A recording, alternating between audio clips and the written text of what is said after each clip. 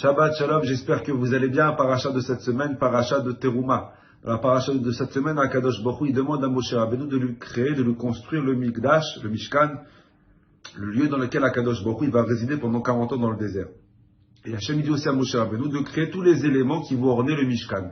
La Menorah, le Haron, le Shulchan, les encens. Et parmi tout ce qu'Hachem demande à Moshe Rabbeinu de créer, il va demander de créer le Haron. C'est quoi le Haron? C'était la fameuse boîte qui était en bois mais recouverte d'or intérieurement comme extérieurement, où à l'intérieur il y avait les Luchot Abrit, les tables de la loi que Moshe Rabbeinu il a reçues de Har Sinaï. Le fameux Haron qui a été placé dans le Saint des Saints. Et Hachem dit à Moshe Rabbeinu que par-dessus le Haron, il faudra qu'il construise 2 statuettes, 2 Krouvim, ces 2 enfants, qui sont enlacés avec leurs ailes. Quand les Juifs ils étaient en paix avec Hachem, alors les Kérouvim, ils étaient de face à face. Et quand les Juifs ils n'étaient pas dans la Torah, les mitzvot, alors les Kérouvim, elles se retournaient et elles se faisaient la tête. La question que tout le monde pose, pourquoi Kadosh Baruch Hu, il a voulu que dans l'endroit le plus Kadosh, on mette 2 statuettes d'enfants? Pourquoi pas 2 rabbins? Pourquoi pas 2 anges?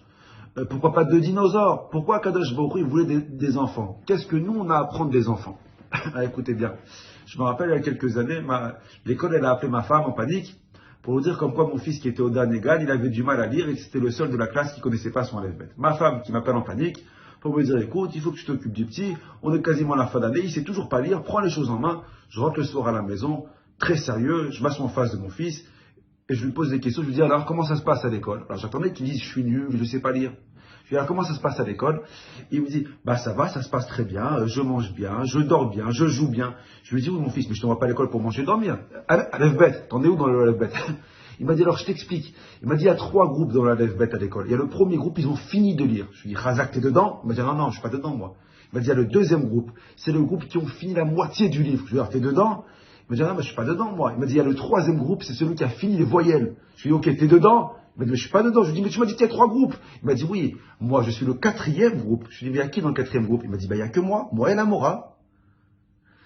Je voulais lui crier, mais il me l'a dit avec un sourire, un charme et une simplicité tellement spontanée que j'ai rigolé. Je lui ai dit, mon fils, va, reste dans le 4e groupe. Le principal, c'est que tu participes. Vous savez, un enfant, il n'est pas soucieux. Un enfant, ça n'a pas de problème dans sa vie. Un enfant, il est toujours heureux. Toujours le moral. Jamais stressé. Bon, à part les petits Marocains qu'on les a élevés dans le stress. Mais en général, les enfants, ils sont toujours heureux. Ils sont simples. Tu ne verras jamais un enfant qui va s'ennuyer. Tu ne verras jamais un enfant qui va faire la tête, qui va dire j'arrive pas, j'ai du mal. Un enfant, c'est toujours bien. Pourquoi? Parce qu'un enfant, il vit sa vie à travers son imagination. Il est dans son monde imaginaire à l'intérieur avec ses jeux, avec ses cartes Pokémon, il est dans son monde imaginaire. Et l'imagination le protège. Malheureusement, ce petit, il va grandir. Et son imagination, elle va laisser la place à la réalité. Et comme son imagination, elle va laisser la place à la réalité, petit à petit, son sourire, il va disparaître. Petit à petit, son bonheur, il va disparaître pour être remplacé avec du stress.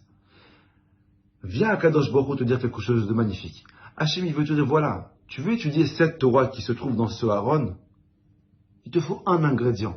Il faut que tu retrouves l'enfant qui est en toi.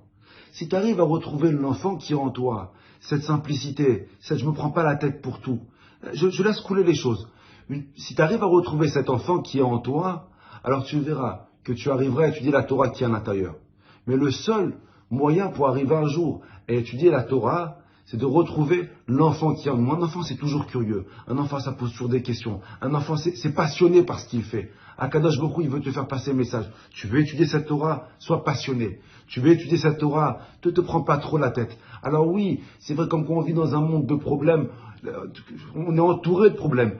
Mais de la même façon que cet enfant, il arrive à se créer une bulle d'imagination et vivre dans son propre monde, Akadosh Baruch Hu, il te dit, si tu veux réussir à étudier ma Torah, construis-toi une bulle d'imagination et vis la vie comme elle vit.